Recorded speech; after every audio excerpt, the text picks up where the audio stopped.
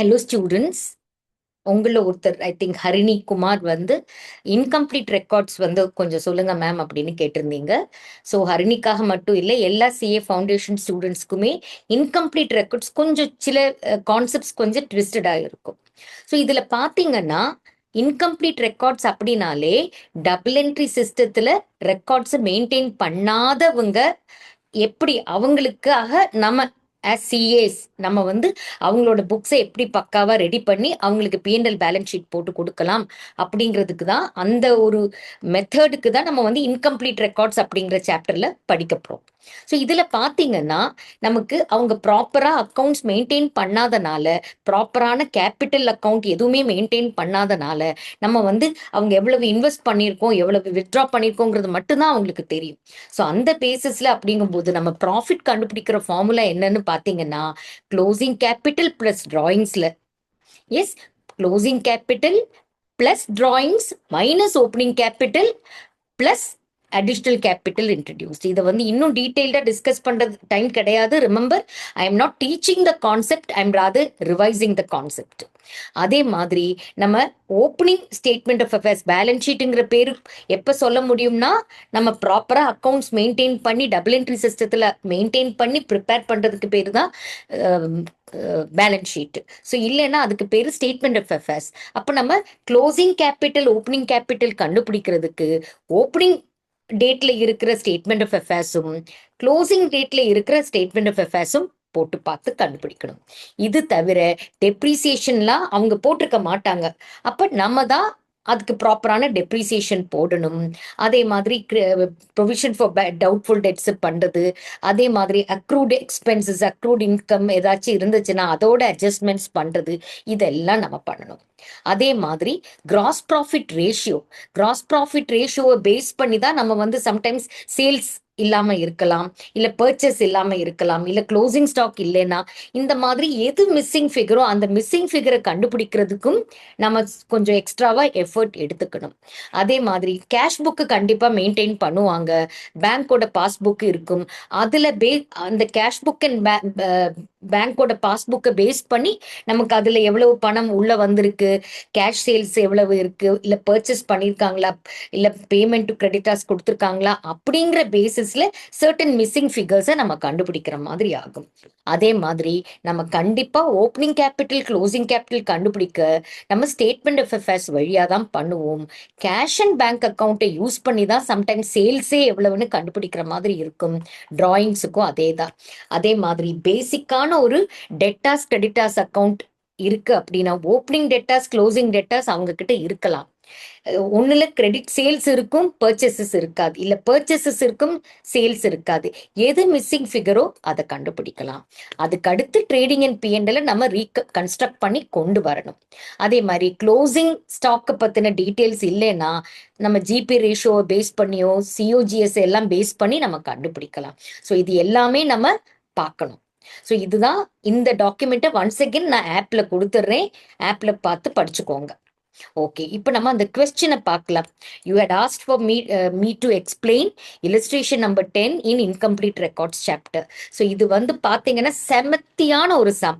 இந்த சம்மை படிச்சு இந்த சம்ம உங்களுக்கு புரிதல் வந்துருச்சுன்னா இந்த சாப்டரே தண்ணிப்பட்ட பாடுன்னு சொல்லிக்கலாம் இல்லையா? ஸோ இந்த சம்ல என்ன சொல்றாங்கன்னா, மிஸ்டர் அனூப் ஒரு பிஸ்னஸ் ரன் பண்றாரு. அவரோட எல்லா பர்ச்சேசஸும் எல்லா சேல்ஸும் கிரெடிட்னு சொல்லிட்டாங்க. அடுத்தது சன்ட்ரி டெட்டாஸ்க்கு bills receivable, bills payable, sundry creditors, இது எல்லாத்துக்குமே ஓப்பனிங் பேலன்ஸ் க்ளோசிங் பேலன்ஸ் இருக்கு. இன்வென்ட்ரிக்கு இருக்கு, பேங்க் இருக்கு, கேஷ் இருக்கு. எஸ், அதுக்கு அடுத்து இந்த வருஷத்துல during the course of the year நடந்த கேஷ் டிரான்சாக்ஷனை மட்டும் கொடுத்துருக்காங்க. ஓகேயா? அப்ப இங்க வந்து ஷாப் எக்ஸ்பென்சஸ் 600 ரூபா per month, salary 9200 per month, அது தவிர இதுவும் பர்சனல் எக்ஸ்பென்சஸ் பெர் மந்த், இதெல்லாம் செலவு பண்ணது போக இவ்வளவு ரூபா டெபாசிட் பண்ணிருக்காங்க பேங்க்ல. அடுத்தது கேஷ் வித்ட்ராவல் கொடுத்துருக்காங்க. ஓகே, அது தவிர பேமெண்ட் டு சப்ளையர்ஸ், அதே மாதிரி ஃபர்னிச்சர் வாங்குறதுக்கு அவங்களுக்கு கொடுத்த பணம், இது தவிர செக்கு கஸ்டமர் கிட்ட இருந்து கலெக்ட் ஆயிருக்கு, ஆனா டிஸானர் ஆயிருக்கு. அதே மாதிரி நம்ம ரேஸ் பண்ண பில்லு கஸ்டமர்ஸ் அக்செப்ட் பண்ணது, நம்ம என்டாஸ் பண்ணி கிரெடிட்டாஸ்க்கு கொடுத்த பில்லு, அது தவிர பில் டிஸ்கவுண்ட் பண்ணது, டிஸ்கவுண்ட் பண்ணும்போது பேங்க் டிஸ்கவுண்ட் சார்ஜ் 750 டிடக்ட் பண்ணியிருக்காங்க. அதே மாதிரி பில்லு மெச்சூர் ஆகி கலெக்ட் பண்றது, பில்லு நம்மளோட வெண்டார் ரேஸ் பண்ணி நம்ம அக்செப்ட் பண்ண பில்லு. ஸோ இந்த சம்மை பொறுத்த வரையில பில்ஸ் ஆஃப் எக்ஸ்சேஞ்சில் நீங்க படிச்ச விஷயங்கள் எல்லாம் பக்கா கிளாரிட்டி இருந்தாதான் இந்த சம் நமக்கு புரிதல் வரும். ஸோ அடுத்தது சப்ளையர்ஸ்க்கு நம்ம செக் பேங்க் பே பண்ணியிருக்கோம். ஓகே, இங்க கேஷ் பேமெண்ட் தனியா பண்ணியிருக்கோம், செக் வழியா பேங்க் வழியாவும் சப்ளையர்ஸ்க்கு பணம் போயிருக்கு. இது தவிர ஒரு எல்ஐசி பாலிசி மெச்சூர் ஆகி ஒரு பணம் வந்திருக்கு. இது தவிர ஓகே, ரெண்ட் ரிசீவ்ட் பிரெமிசஸ் ஓன்ட், அதாவது பர்சனல் இன்கம் வந்திருக்கு. ஓகே, அது தவிர பில்டிங் இந்த தேதியில வாங்கியிருக்காங்கம்மா, ஃபார் ஓப்பனிங் அ பிரான்ச் 3,50,000 வாங்கியிருக்காங்க. அதுக்கு செக் வழியா தான் பேமெண்ட் கொடுத்துருக்காங்க. அது தவிர இன்னும் கொஞ்சம் எக்ஸ்பென்சஸ் இருக்கு, அதுக்கு டீட்டெயில்ஸ் இல்லை. அப்ப அது எங்கேயோ ஒரு இடத்துல பேலன்சிங் ஃபிகரா நம்ம கண்டுபிடிக்க போறோம். இது தவிர கேஷ் பேமெண்ட் பண்ணியிருக்கோம், எலக்ட்ரிசிட்டி இதுக்கு டியூ அமௌண்ட் வேற இருக்கு. இது தவிர பாத்தீங்கன்னா இன்னும் சில டிரான்சாக்ஷன்ஸ், இப்ப டேமேஜ் அதாவது ஃபேமுக்கு எதிராக வேற யாரோ கேஸ் போட்டிருக்காங்க 1,55,000. ஸோ இதுல நம்ம டிஃபீட் ஆயிருவோம், அதாவது லூஸ் பண்ணிடுவோம்னு தெரியும். அப்ப இதுக்கு ஒரு ப்ரொவிஷன் போடணும், லீகல் எக்ஸ்பென்ஸுக்கும் ஒரு ப்ரொவிஷன் போடணும். இது purchase return, sales return. Discount offered by supplier அப்படின்னா நமக்கு கிடைச்ச discount, discount received, discount allowed. இது தவிர நமக்கு ஒரு ரெண்டட் பிரெமிசஸ்ல தான் பிசினஸ் நடக்குது, அதோட ரெண்ட் பாத்தீங்கன்னா 20,000 அவுட்ஸ்டாண்டிங்கா இருக்கு annual rent.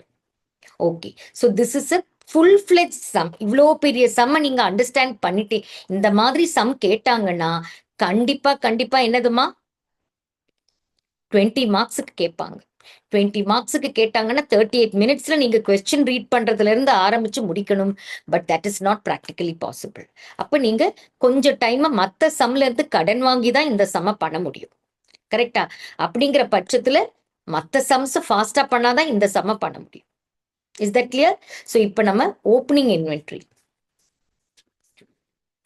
S opening inventory, closing inventory நம்ம இங்க பார்த்து அப்படியே போட்டுடலாம்.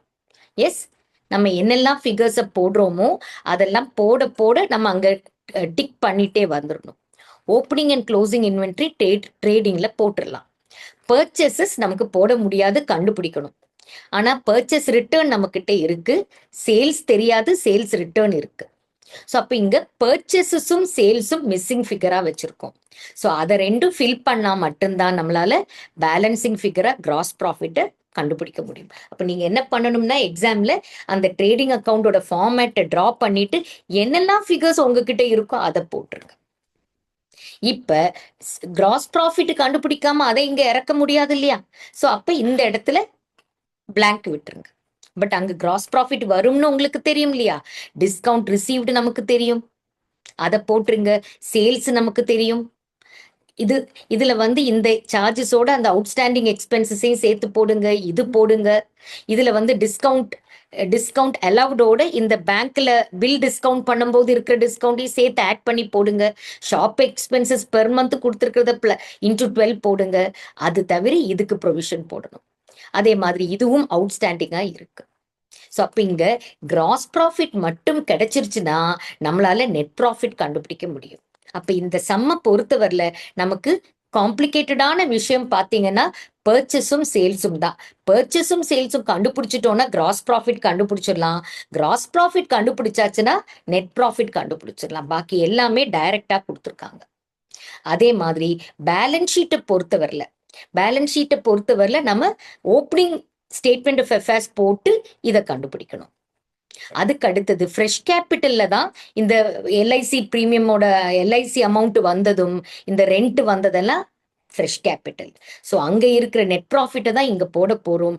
டிராயிங்ஸும் டைரக்டா கொடுத்துருக்காங்க, அதை லெஸ் பண்ணிடலாம்.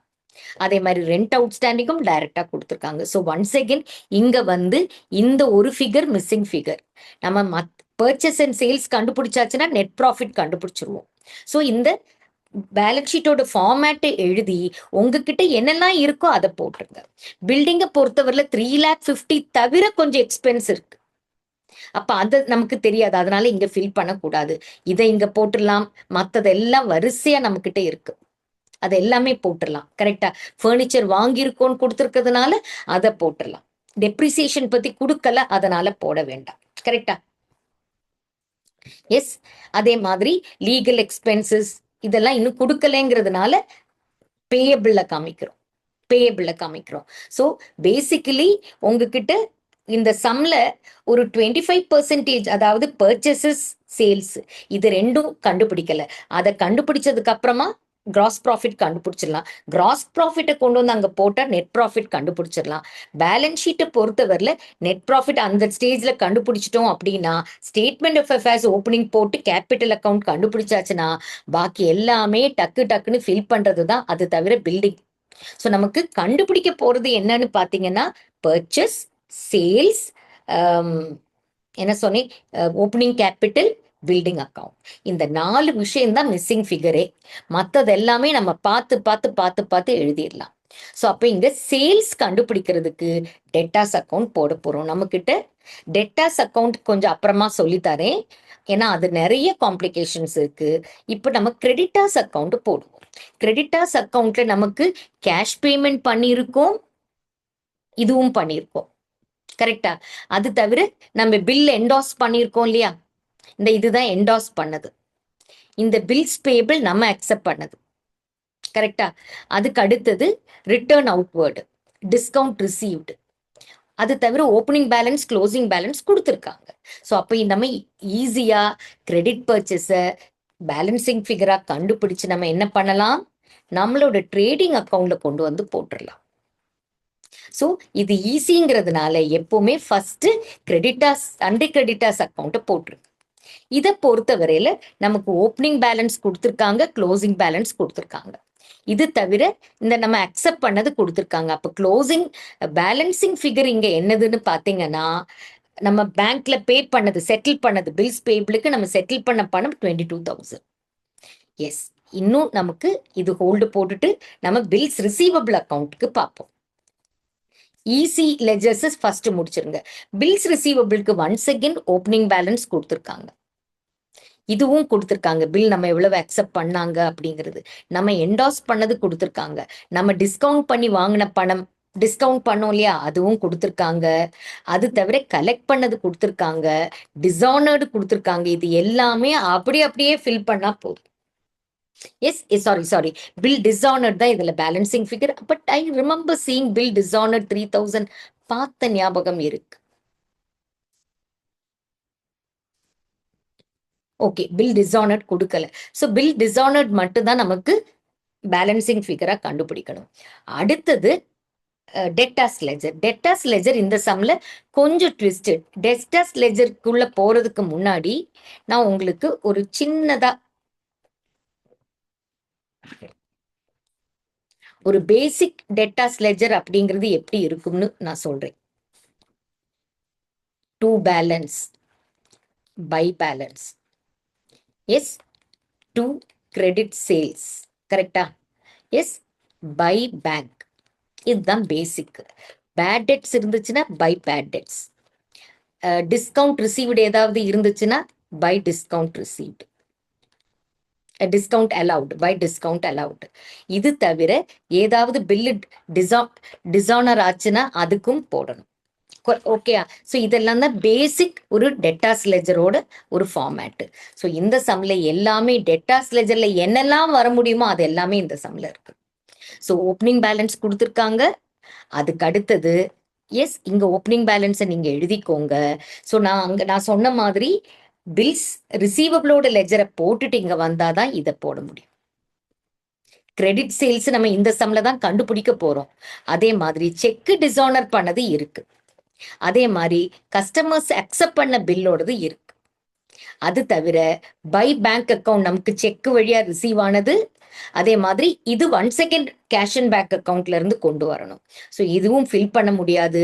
ரிட்டர்ன் இன்வர்ட் இருக்கு, டிஸ்கவுண்ட் இருக்கு, க்ளோசிங் பேலன்ஸ் இருக்கு. அப்ப இந்த ஸ்டேஜ்ல பாத்தீங்கன்னா இந்த ஃபிகர் நம்ம கொண்டு வரணும் அப்படின்னா 3 மிஸ்ஸிங் ஃபிகர் இருக்கு. இந்த ஃபிகர், இந்த ஃபிகர், இந்த ஃபிகர். அப்ப இந்த ஃபிகர் கண்டுபிடிக்கிறதுக்கு பில்ஸ் ரிசீவபிள் அக்கவுண்ட்டை போட்டு கண்டுபிடிக்கணும். இந்த ஃபிகர் கண்டுபிடிக்கணும்னா இந்த ஃபிகர் வேணும். அப்ப இந்த ஃபிகருக்கு நமக்கு என்ன வேணும்? கேஷ் அண்ட் பேங்க் அக்கவுண்ட் வேணும். சரியா? இப்ப கேஷ் அண்ட் பேங்க் அக்கவுண்ட்ல பாத்தீங்கன்னா ஓப்பனிங் பேலன்ஸ் கேஷுக்கு தனியா பேங்க்குக்கு தனியா இருக்கு. எஸ், இது தவிரமா கேஷ் அக்கவுண்ட்ல வந்து இது வந்து பணத்தை கட்டி விட்டது, பேங்க்ல கொண்டு போய் கட்டி விட்டோம்னு கொடுத்துருக்காங்கல்ல அது. இப்ப நம்ம இந்த சம்ல என்னன்னா கேஷ் அக்கவுண்டோட கேஷ் காலத்தை தனியா பேங்க் காலத்தை தனியா பார்க்கணும். ஃபர்ஸ்ட் பேங்க் காலத்தை பார்ப்போம். பேங்க் காலத்துல ஓப்பனிங் பேலன்ஸ் இருக்கு, நம்ம கேஷ் கட்டி விட்டுருக்கோம், அதோட கான்ட்ரா இங்க அப்படியே எழுதிடணும். இது தவிர சன்ட்ரி டெட்டாஸ்க்கு செக்கா கொடுத்தது, இது எல்லாமே செக்கா வந்தது, சன்ட்ரி டெட்டாஸ்ல இருந்து செக் வந்தது, பில்ஸ் ரிசீவபிள், இந்த பில்ஸ் ரிசீவபிள், அதே மாதிரி இந்த பணம் வந்தது, இந்த பணம் வந்தது எல்லாமே என்ட்ரி போட்டுட்டு கேஷ் வித்ட்ரா பண்ணியிருக்கோம், அதோட கான்ட்ராவை கையோடு எழுதிருங்க. அதுக்கு அடுத்தது பில்ஸ் பேபிளுக்கு நம்ம கட்டி விட்ட பணம், சன்ட்ரி கிரெடிட்டாஸ்க்கு நம்ம கொடுத்த பணம், அது தவிர சன்ட்ரி டெட்டாஸ்க்கு கொடுத்த பணம். கரெக்டா? இதெல்லாம் போயிட்டு க்ளோசிங் பேலன்ஸ் போட்டால் பேங்க் காலத்துல வந்து பேலன்சிங் ஃபிகரா பில்டிங் அக்கவுண்ட் வருது. அதாவது 3,50,000 தவிர எக்ஸ்ட்ரா எக்ஸ்பென்சஸ் இருக்கு இல்லையா, அதையும் சேர்த்தே நமக்கு இங்க வருது. ஸோ பேங்க் காலத்துல வர்ற பேலன்சிங் ஃபிகர் தான் பில்டிங் அக்கவுண்ட்டுக்கு. கேஷ் காலத்துல வர்ற பேலன்சிங் ஃபிகர் தான் sundry creditors, sorry sundry debtors. Cash காலத்துல வர்ற பேலன்சிங் ஃபிகர். ஸோ இதுல தனித்தனியா கேஷ் காலத்துல தனியா பேங்க் காலத்துல தனியா நம்ம வந்து பேலன்சிங் ஃபிகர் கண்டுபிடிக்கணும். ஸோ இங்க கேஷ் காலத்துல இருக்கிறது இங்க போட்டாச்சு, அதை போட்டாச்சுன்னா கிரெடிட் சேல்ஸ் பேலன்சிங் ஃபிகரா வருது. ஓகேயா? கேஷா கொடுத்துருக்காங்க, அதனாலதான் அதை கண்டுபிடிச்சு இங்க போட்டுட்டு இதை போட்டு இதை கொண்டு வந்து இங்க ஃபில் என்னது சேல்ஸை ஃபில் பண்ணிடுறோம். சேல்ஸை ஃபில் பண்ணிடலாம், அதே மாதிரி பில்டிங் அக்கௌண்ட்டை ஃபில் பண்ணிடலாம். இது தவிர இன்னும் நம்ம இது பார்க்கல, இதுக்கு வந்து க்ளோசிங் ஸ்டேட்மெண்ட் ஆஃப் அஃபேர்ஸ், அது ரொம்ப பெரிய கஷ்டமான விஷயம் கிடையாது. ஆனா கண்டிப்பா இந்த மாதிரி ஒரு சம் கேட்குறாங்க அப்படின்னா நம்மளால 30 மினிட்ஸ்ல எல்லாம் முடிக்க முடியாது. ஸோ நீங்க மற்ற சம் எல்லாம் பண்ணி முடிச்சதுக்கு அப்புறமா இந்த சம்முக்கு வாங்க. Yes, let me tell you one thing, foundation ஸ்டூடெண்ட்ஸ்க்கு 100 மார்க்ஸ் எழுதினாதான் நம்மளால நல்ல மார்க் வாங்க முடியும் அப்படிங்கிறது இல்லை. 80 மார்க்ஸ் வாங்கி 75 மார்க்ஸ் கூட வாங்கலாம். ஸோ இந்த மாதிரி இவ்வளோ பெரிய சம் வந்து கேட்டாங்கன்னா உங்களுக்கு ஈஸியா முடிக்கிற மாதிரி சம் எல்லாம் முடிச்சதுக்கு அப்புறம் இதை ஆரம்பிங்க. இல்லைன்னா இந்த மாதிரி பெரிய சம் ஆரம்பிக்கும் போது என்ன ஆகும்னா நமக்கு டைம் போறது தெரியாது, மார்க்கை விட்டுருவோம், மற்ற சம்ஸ் பண்ண முடியாம போயிடும். ஓகே, ஸோ இதுக்கு மேல இன்னும் டீட்டெயில்டா டிஸ்கஸ் பண்ணுவேன் ரெகுலர் கிளாஸா இருந்தால். இது ஒரு ரிவிஷன் கிளாஸ்ங்கிறதுனால கொஞ்சம் குவிக்கா மட்டும்தான் டிஸ்கஸ் பண்ணியிருக்கேன். So we will see. Definitely all the best.